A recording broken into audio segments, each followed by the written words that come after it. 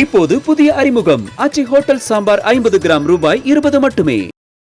பொருளாதார வளர்ச்சி வேகத்தை தக்க வைக்க உற்பத்தி திறன் உயர்வு மற்றும் வேலைவாய்ப்பு உருவாக்கத்திற்கு ஏற்ற சூழல் தொடர்ந்து உருவாக்கப்படும் என மத்திய பட்ஜெட் உறுதியளித்திருப்பதாக நிதியமைச்சர் நிர்மலா சீதாராமன் தெரிவித்துள்ளார்.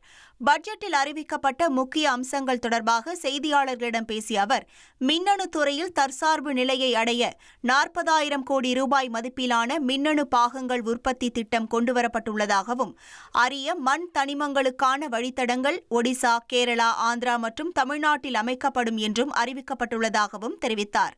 17 வகை புற்றுநோய் மருந்துகளுக்கு சுங்கவரி விலக்கு வழங்கப்பட்டுள்ளதாகவும், 2026-27 நிதியாண்டில் 12.2 லட்சம் கோடி ரூபாய் என பட்ஜெட்டில் ஒதுக்கப்பட்ட மூலதனம் இதுவரை இல்லாத அளவுக்கு மொத்த உள்நாட்டு உற்பத்தியில் 4.4% என்று சுட்டிக்காட்டினார்.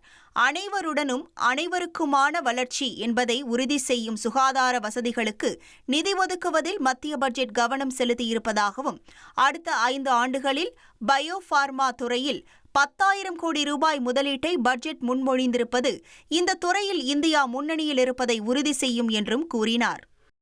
ஐஸ்வர்யா கருத்தரித்தல் மையங்களில் ஜனவரி 30 முதல் பிப்ரவரி 5 வரை இலவச ஆலோசனை மற்றும் சிகிச்சைகளில் மாபெரும் சிறப்பு சலுகை.